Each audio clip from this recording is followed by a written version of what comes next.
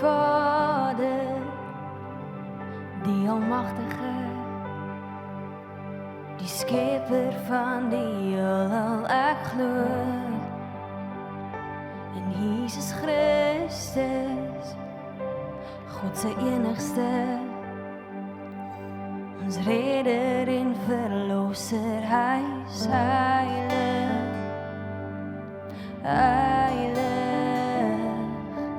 heilig is die Heer, almagtig en waardig, waardig, waardig is die Lam vir ewig.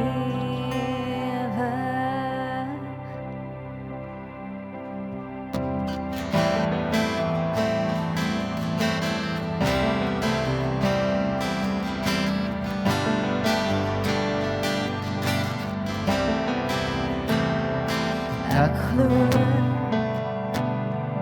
God Immanuel, hy wat vir ons is, hy omring ons in sy glorie. Ek glo sy Gees leef in ons en hy lei ons in die volle waarheid.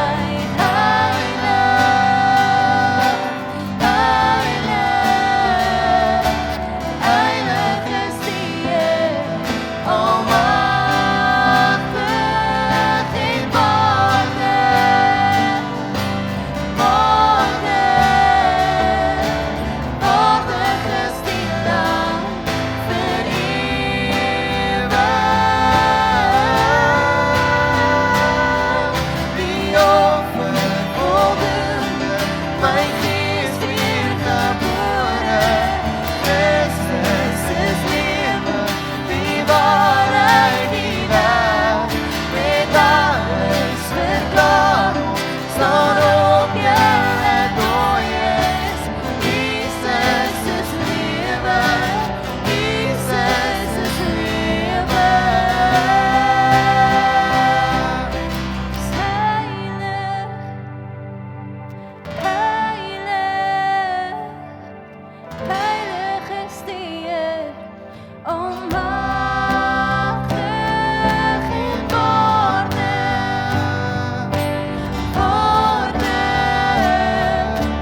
waardig is die Lam vir ewig. Hy is heilig,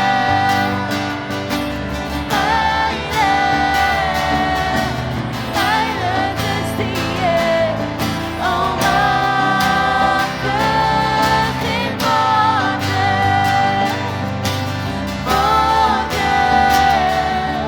waardig is die Lam vir ewig.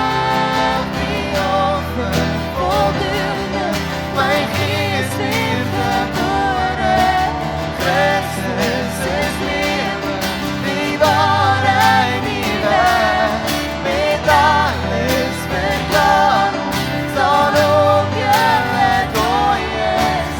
Jesus is lewe, Jesus is lewe. Hy is heilig, heilig, heilig is die Heer, almagtig en waardig,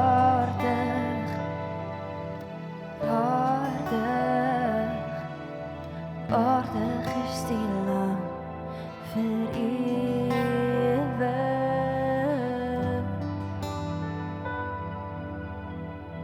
Familie, vriende, baie welkom by Lewende Woord Parels. My gebed dat die Here jou kragtig seën. Ek is baie opgewonde vanoggend. Ek het vir 2 weke nie bedien nie en ek is vuur en vlam. Die Here het vir my 'n rema woord gegee om vir jou te gee. Mag dit regtig 'n transformerende, intense woord wees. Mag dit 'n 100voudige oes oplewer. Dis regtig my gebed in die naam van Jesus. Here, ek dank U vir vandag se woord. Ek dank U dat U dit diep plant en dat 'n transformasie na vore sal hê in die naam van Jesus. Amen. Family, baie welkom. Vandag se titel: Wie dink jy is jy? Dis daai ding wat ons sê in Afrikaans, nê, as ons gefront is, as ons voel iemand is arrogant of iemand trap op ons. Wie dink jy is jy? Who do you think you are? Maar dis nie die titel nie. Die titel sinspeel op dit, maar dit wil vir jou die vraag vra, wie dink jy is jy? Wat dink jy oor jouself? Daar's 'n teks in Spreuke 23 wat sê, as a man thinks in his heart, so he or she is. Soos 'n mens beredeneer, bedink oor hulle selfbeskouing, so sal hulle optree. Jy kan nie vir te lank kontra jou selfbeskouing optree nie. So jy het 'n goeie antwoord nodig op wie jy is. Die wêreld daar buite gaan jou probeer definieer. Jou ma en jou pa het jou teen probeer definieer, in 'n boksie sit.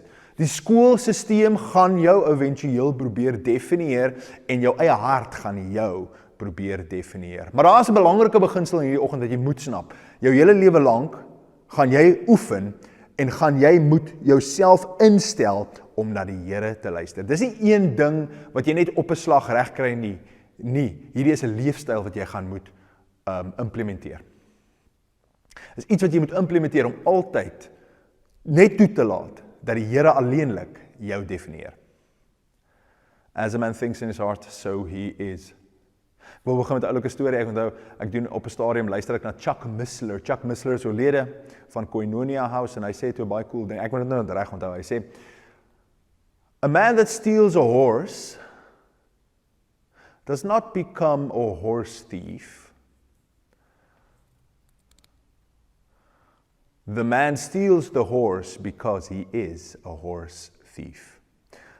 The man that steals a horse does not become a horse thief, but no, he steals the horse because he is a horse thief.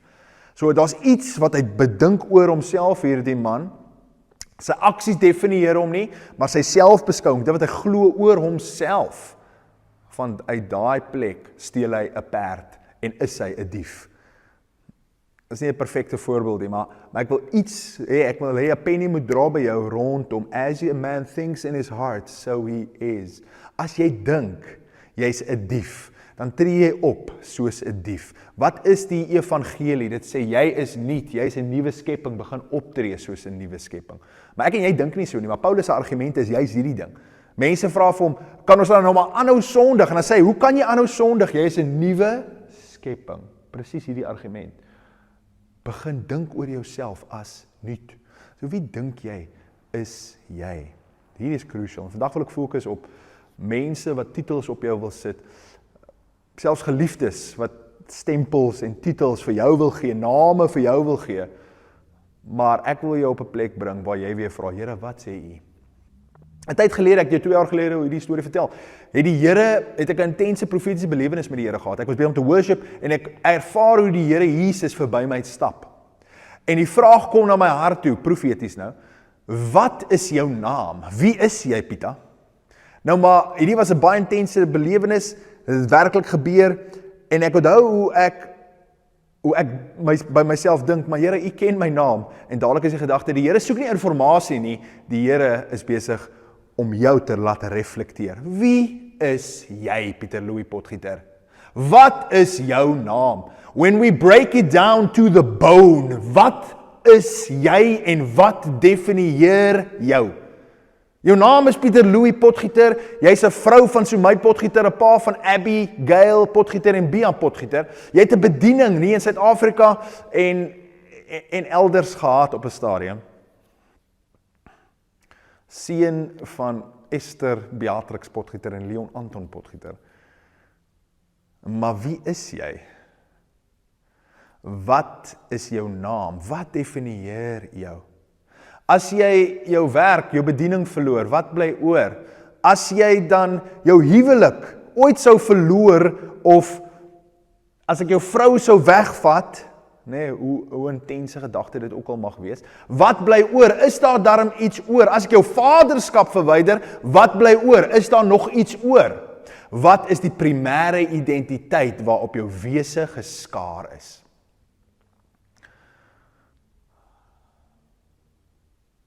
En ek kom tot die besef dat my naam is Pieter Louis Potgieter en al die goeie dinge wat ek ontvang het van die Here definieer my nie, mag my nie definieer nie. But I only am defined by Him. Dat ek 'n seun is in my pa se huis, dat ek geliefd is. dat ek nie waardig is van sy genade nie, maar dat hy het vir my vrylik gee, en dat hy my regverdig verklaar. En ek wil myself herinner aan hierdie realiteit, dat hy alleenlik my mag definieer. Wie dink jy is jy? Wat sê hy oor jou? Kyk, jy kan jou lewe volgens net twee, kan ek sê etosse, volgens net twee goed. Ek het nou nie 'n beter woord as goed nie. Een, jy kan jou definisie kry, gedefinieer word voor die oë van die Here. Dit noem ons die vrees vir die Here, of die vrees van die Here, the fear of God. Die ander aspek wat jy kan oopmaak, wat jy kan definieer, is die vrees vir mens, of the fear of man. In Genesis 3 is daar sondeval, die sonde gebeur, sonde kom in die hart van Adam en Eva in, en dadelik, wat doen hulle? Dadelik is hulle bang, hulle is skaam, en hulle word geherdefinieer in hulle eie oë. Hulle is bang, hulle is kaal, hulle het 'n sekere opinie oor hulle kondisie, en wat is die poging van hierdie mens om homself toe te maak, om homself te red, om homself beter te maak as wat hy is? En die vrees van die mens kom in. Vir die langste tyd was die oë net op die Here, die oë was alleenlik gefokus op die Here, en wat hy gesê het, en toe sonde inkom, wat gebeur? Toe verdraai daai ding, en die oë gaan na ander mense toe en na self toe. En nou vind hulle identiteit, en ek en jy, waar vind ons identiteit? Ons vind dit nie by die Here nie, ons vind dit by mekaar. Ons vind dit in ons kultuur, ons vind dit in ons gemeenskap, ons vind dit in hoe goed ons doen, hoe sterk ons is, hoe slim ons is, hoe vinnig ons hardloop, hoe baie geld ons maak. Jy gesien, ek is al 'n sukses as jy my vergelyk met my portiers, net jy op Facebook gekyk. Van hulle is druggies, van hulle is washouts, ek het dit gemaak, ek is goed. En ons slaag in ons eie harte, ons eie persoonlike toetsies. Of op dieselfde Facebook kyk jy na 'n ander gesin wat so baie op vakansie gaan, en jy dink by jouself, hoekom, waar op aarde het hulle so baie geld? Ek en hy dieselfde graad, hoekom het hy die heeltyd geld? Nou, hy het seker ryk ouers gehad, dis hom onregverdig. Plaas ons rejoice oor mekaar se suksesse en ander se finansiële uitgang, maar wat gebeur dadelik? Maar wat van my? Daai ding, daai Genesis 3 ding, daai ding wat sê, wat van my? Ek vind my identiteit in vergelyk, ek vind my identiteit in wat jy sê. Profeties, weet jy wat ek sien? Ek sien mense met penne, hulle het sulke bordjies wat hulle aantrek, en wanneer ek myself oopmaak vir die vrees van die mense, is ek basies besig om te sê, hierso, kom skryf op my bordjie asseblief, kom skryf asseblief iets moois, en dan skryf jy, Pieter is oulik, en dan voel ek goed, want ek vind my identiteit by jou. En dan skryf jy ook iets en jy sê, hy's so bietjie vet, maar hy's 'n oulike persoonlikheid. Dan voel ek goed, en jy stig my, want ek is oulik. Maar dan kom daar 'n ander een met 'n pen, en hy kom skryf hier op my hart, hy is nie so oulik nie, hy's maar meester, hy's irriterend en 'n mislukking en overbearing. En ek het nou hierdie meganisme oopgemaak, hierdie ding wat my definieer, wat ons noem die vrees vir die mens.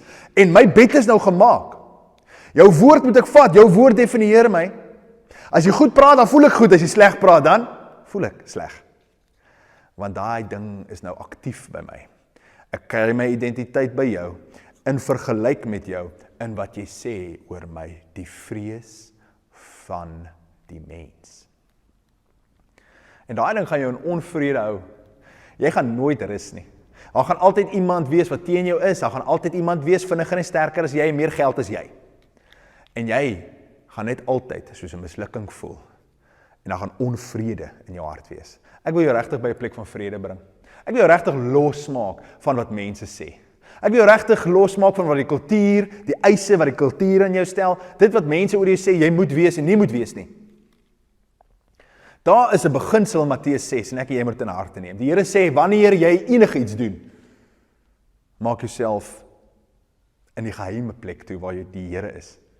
Lewe jou lewe voor die Here. Wanneer jy vas, wanneer jy bid, moenie lang woorde gebruik soos jy ongelowig is nie. Maar praat tot jou Here wat in die geheime plek is. Wanneer jy vas en goeie dade aan die armes doen. Moenie 'n trompet blaas nie, sodat mense jou kan sien nie. Nee, laat jy jou regterhand nie eers weet wat jou linkerhand doen nie.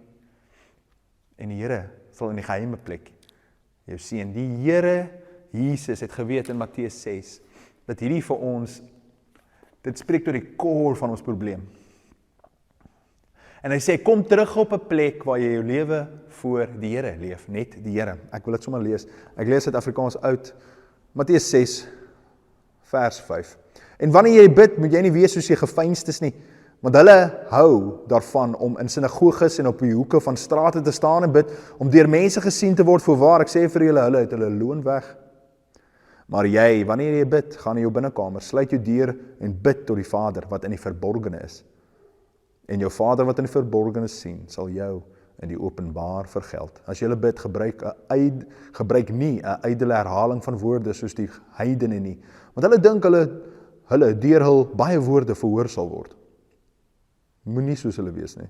So moet julle dan bid, en dan kom jy Onse Vader. Maar wat die Here daar doen, en waarop ek wil fokus, is back to the eyes of one.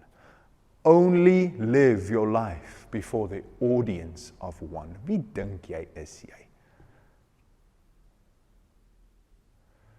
Is jy die sterke, is jy die slimme? Het almal vir jou gesê hoe aantreklik jy is jy die musikale een? Wat het jou begin definieer? 'n sielkundige sê een keer, uit 'n intense studie gedoen oor sosiale groepe en ryk klasmense en arm mense en middelklasmense. En op 'n stadium toe sê hy, alle mensegroepe en ekonomiese klasse vind hulle identiteit deur beter as ander te wees. Die rykes sê, die armes is lui, ons werk hard, ons verdien ons rykdom en vandaar kry hulle identiteit en regverdig hulle self. Die armes sê, die rykes doen ons in, ons sien dit baie in die land, nee. Die rykes doen ons in, en ons het die moral high ground, ons kyk af op hulle, want hulle doen ons in, en hulle is oneties, en vanuit daai afkyk, kry ons identiteit. Die ryke kyk af op die arme, en hy kry sy superieur identiteit uit dit. Die arme kyk af op die ryke, en hy sê, julle is oneties, en in daai morele plek kry hy sy identiteit. En ons kry altyd ons identiteit deur af te kyk, af te kyk op ander, af te kyk oor daai druggies op straat, af te kyk op die armes, af te kyk. En hy sê, fascinerend, maar dit is hoe mensegroepe werk. En as teoloog kyk ek na daai ding, en ek sê, ek weet waar daai ding ingekom het, Genesis 3, af te kyk, vergelyk, in jou afmaak, in jou teleurstelling is my oorwinning, want ek vergelyk myself met jou. Weet jy waar kry ons dit heel eerste in die Bybel? Ons kry dit by die kinders van Adam en Eva. Kain en Abel. Abel bring 'n offer aan die Here, dit word aanvaar as goed, ek wil nie nou in dit ingaan nie. Kain is jou meer vegetarian, vegan type, hy bring groente en produce van die land, en dit word nie aanvaar nie. Ek wil nie daarin ingaan nie. Die Here het nie 'n dietary preference nie. Hy sê op 'n stadium vir Kain, as jy goed doen, sal jou offer nie aanvaar word nie. As jy dit doen wat reg is, sal dit nie aanvaar word nie. En die Here praat met Kain. Kain vind sy identiteit waar? Voor die Here? Nee. Hy vind sy identiteit in Abel, by Abel, in daai vergelyking. Abel se voorkeur, se aanvaarding, lei tot wat? Kain se verwerping, Kain se wegmaak, se afstoot. En in daai plek van vergelyk kom hy jaloesie in sy hart en slaan hy sy broer dood. Die vergelyking game is 'n verwoestende ding. As jy daai saad begin toelaat in jou hart, is dit nie te lank tot dit jaloesie inkom, tot dit bitterheid inkom en haat inkom nie. Kain en Abel is 'n goeie voorbeeld. Lewe jou lewe voor die Here en wat hy vir jou sê. Moet jouself nooit vergelyk nie. Never. Die apostels sien ons hierdie selfde ding doen. hulle vergelyk, hulle is besig om te vergelyk. Aan die einde van die boek van Johannes, vra Petrus, maar wat van daai apostel, wat van Johannes? En die Here Jesus se woorde aan Petrus is sy woorde aan ons, luister mooi. Wat het jy te doen met hom? Volg jy net my? Wat traak jy, wat ek in Johannes se lewe mee besig is, volg jy net vir my? Volg jy net vir my? Kan ons net vir hom volg, en op mekaar so judge, en op mekaar ons vergelyk met ander, kan ons net doen wat die Here sê, en net hom volg.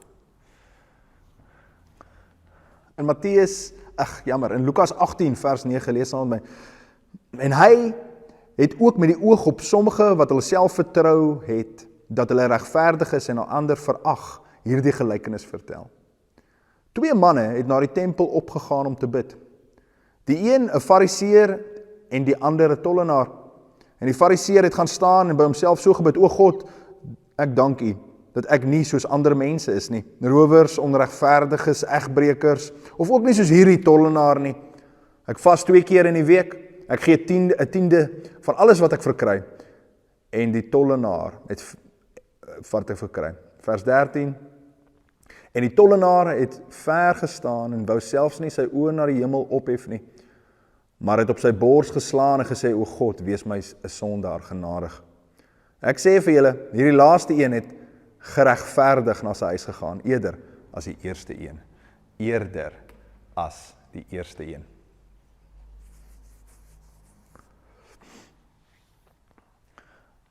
As een aspek van hierdie gelykenis wat so goed is, een, kyk nie af en vind nie sy identiteit in die vergelyk nie. Een sê nie, een se hart sê nie, kyk hoe goed doen jy wanneer jy jouself vergelyk nie.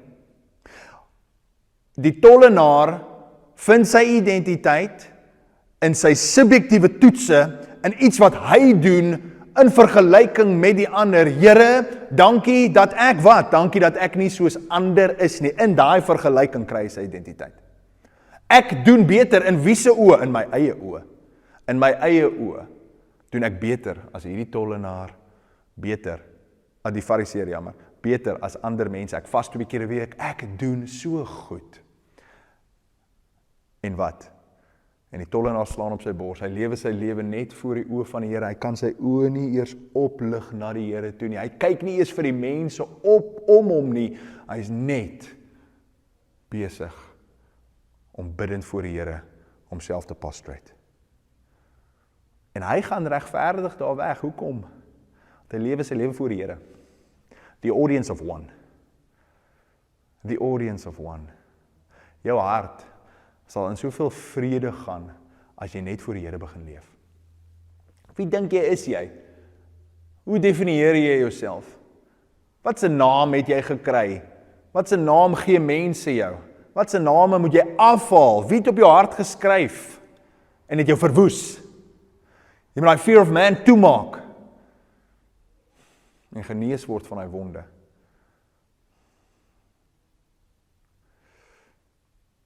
Ek het 'n tyd gelede 'n storie vir jou vertel, ek wil dit weer herhaal, en so kragtig. Eric Liddell was op 'n tyd 'n baie vinnige atleet, hulle maak toe 'n fliek rondom Eric Liddell se lewe, Chariots of Fire, né? Onthou julle dit? Vangelis se bekende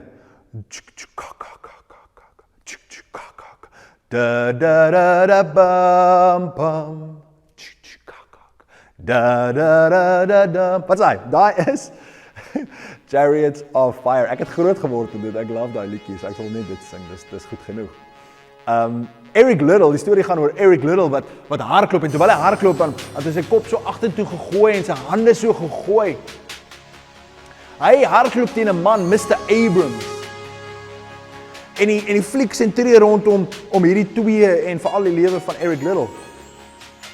Hulle vra toe voor hierdie wedloop, was dit 100 of 200 meter, 100 meter wedloop dink ek.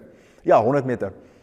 Vir Mr. Abrams, sien jy uit na hierdie wedren? En hy sê nee.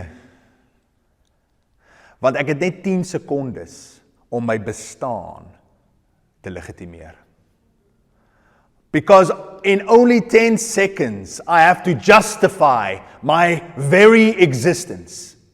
Ek moet verander in myself, wys dat ek die moeite werd is. Dat ek vinnig is, man. Dat ek hierdie ding doen. Dat ek kan wen. En vir almal wys, ek is die moeite werd. Vergelyk. Eric, aan die ander kant, toe hulle hom vra, nee, jammer, ek moet die storie reg vertel, toe hulle vra op 'n stadium, vir Eric se vrou, se suster, nadat hierdie fliek geskiet is, dit was so kragtig, vra hulle, het ons 'n goeie job gedoen met hierdie fliek, maak dit sin, het ons jou broer reg uitgebeeld, en sy sê, nee, julle het een ding gemis, nee, wanneer hy gehardloop het, sê sy, he ran like a crazy man, hy het gehardloop soos 'n mal mens, hy het sy arm so gegooi, man, en hy het sy kop so teruggegooi, en sy vertel 'n storie, dat hy wou hardloop, dit was vir hom lekker, en sy vertel hierdie storie, en op 'n stadium met hulle gepraat, hy sou 'n sendeling geraak het, China toe, en Eric sê vir sy suster, sy vra vir hom, hoekom ga jy nie China toe nie, die Here roep jou China toe, en Eric sê, I've been called to China, but sister, when I run, I feel my Maker's joy. Sister, God has made me fast, and when I run, I feel my Maker's pleasure. I feel my Maker's pleasure. En jy kon sien in sy postuur, hy het sy kop agtertoe gegooi en sy arm so gegooi. When I run, I feel my Maker's pleasure.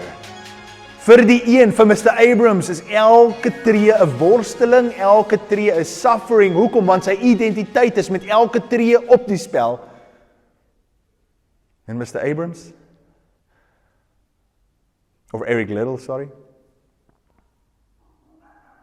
hy hardloop net vir sy Here. Hy lewe sy lewe net vir die Here.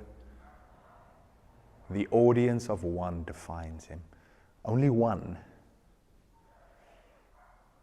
Ek wil afsluit met 'n teks uit Korintiërs uit. Paulus is in die tronk in 1 Korintiërs en hy skryf 'n intense gedeelte. Mag ons hierdie ingesteldheid hê. Ek en jy steen te swaar op wat mense sê. Jy weet, ek is al 10, 12 jaar in die bediening en ek is maar gewoond daaraan dat daar aanvalle kom teen jou identiteit, dat mense goed bedoel, maar agter jou rug van jou praat. En ek het geleer, die Here het my intens geleer, to live my life before the audience of one. En ek lewe my lewe, en my hart is suiwer voor net die Here. En bless jou vir jou opinie, en ek sê vir jou, jy moet hierdie ingesteldheid hê. Maar, dit kan my nie definieer nie. Dit kan nie my vreugde en my vrede bepaal nie. Jou woord doen nie. Ek ag jou as 'n vriend. Ek ag jou as 'n lidmaat in hierdie gemeente. But it will not define who I am. I live my life before God. 1 Korintiërs 4. So then, men ought to regard us as servants of Christ, as those entrusted with the secret things of God. Now it is required that those who have been given and trust might prove themselves faithful. Sorry, ek wil net vers 3 lees eintlik. I care very little, in Korintiërs 4 vers 3 uit die NIV, I care very little if I am judged by you or by any human court. Indeed, I do not even judge myself. My conscience is clear, but that does not make me innocent. It is the Lord who judges me. My gewete is skoon. Of mense of 'n menslike hof my oordeel, maak nie vir my vreeslik saak nie. Want die Here is al judge, is al regter en is al stem waarna ek luister en vir wie ek leef. Mag die Here in hierdie tyd jou losmaak van die vrees van die mens. May you live before the audience of one. En mag net sy woord jou hart definieer, jou identiteit bepaal en rigtingaangewend wees in jou lewe. Mag dit so wees met jou en joune. Mag daar van julle gesê word, hulle het geen mens gevrees nie, maar net die Here. Die Here seën jou.